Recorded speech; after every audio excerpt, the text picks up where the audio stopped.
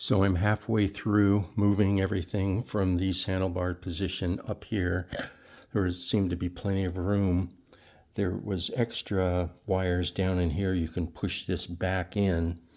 I felt it come out a little, and I hope that if I ever get a basket on the front, that these wires, I guess they'll go behind the basket, but it does look like there is room to turn without these getting too tight.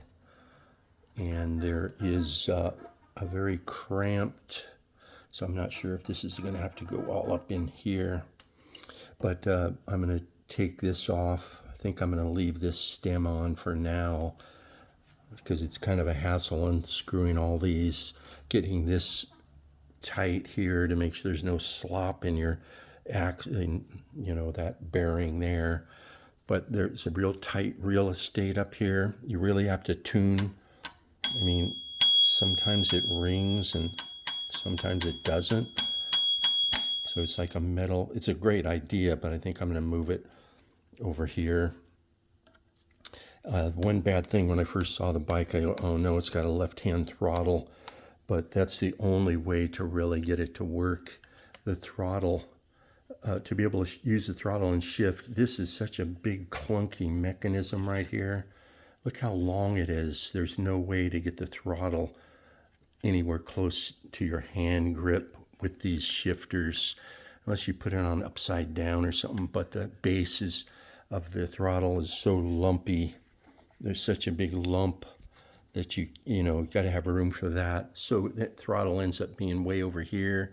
You got to move your hand way over. I don't know if you could still shift. That's a possibility. Put the throttle way over here, and then you can still do the upshift. Maybe that's a possibility, because I really don't like having to have the throttle on the left-hand side. Plus, there's plenty of room. It'll move over. Plus, it's got the swing away grip. Several of these things have the swing away, so you don't need to take the grip off, except for this stupid 10-speed shifter. It's not a swing away. You've got one large nut bolt thing, Allen bolt here, and you have to slide it off the end. So I had to remove this hand grip, which is smart. I mean, it's a lot easier to remove these than to push a rubber thing on there. I did have an extra throttle, and I thought, well, I tried it over in another position, and the cable was long enough. Looks like the cables are both the same length. So, but the weird thing is that it's got pins on this side, and then the receptacle has pins. So this is just the exact opposite for some reason. So I wanted to double check that just to make sure I was correct. So this has holes, and this is the exact same throttle length and cable and everything.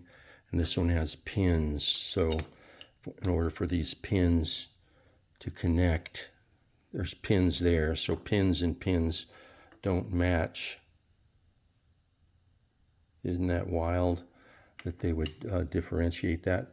Because I was going to put it over here and just try and see which one I liked better, if I was able to shift and accelerate at the same time, or if I have to get used to shifting, accelerating with my left hand, which is unintuitive.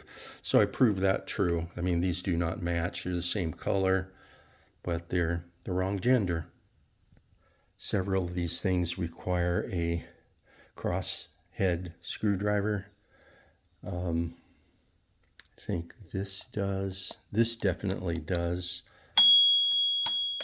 And that's a 5mm, 4mm. It's a really small one. But it looks like I'm going to get everything on here. This is my own jerry-rigged mirror setup that has to go. There's so little space. I had to go way over here. I like the underslung mirror setup. This is very loose. I don't know why. Try to get this as tight as possible, and this still is loose. So I'm probably going to put electrical tape. I mean, that's almost as tight as I can get it. think they put a nice big knob on there, but looks like I'll have just enough room to turn the bike on. Takes so long to, like 10 seconds for this to load up. So hopefully I'll be able to see that when I'm riding.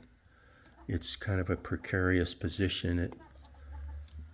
I guess I could tilt it, it tilts down a little more, but it does not go left to right very easily.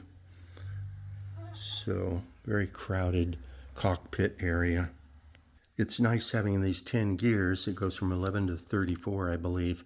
But when you shift it, you can't even tell sometimes if it even moved. Sometimes you have to click it twice, and then you can feel it go down 2 gears. So I would not recommend this, whatever that brand is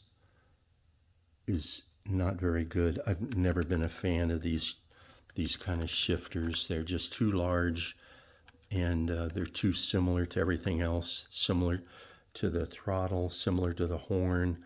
You know, you got a lever for the brakes. I like the Shimano shift with the thumb, just bam, bam, bam, bam. I'm going to have to read the manual to figure out how to reset the trip. I don't see an odometer in there anywhere. You have to do a goofy thing here to get the fastest speed and the average speed. You got to hold 2 buttons down and it switches to a different menu. So you have to memorize that. And got this seat thing. I modified this bracket. Made this bracket here. The brakes are awesome. Does not have a guard here. I think it's got a small front chain ring, but at least I'm not ghost pedaling at 30 miles an hour, and I did modify it. It's a Mo wheel. This bike is more real, Mo wheel. And I did get shot up here a few times. The headlight's pretty good. I tried it last night in the dark. Headlight works pretty good. It's kind of a weird angle right there, but I haven't touched that. The shocks seem to work pretty good. I got them as tight as possible. So I'll be taking off this handlebar and putting this maybe right in that area. It is biased over this direction for some reason. It's wanting to come over this way. See, it's kind of hanging loose over there. So there you go. I'll put this back together here. Live with my left-hand throttle position and see how she does.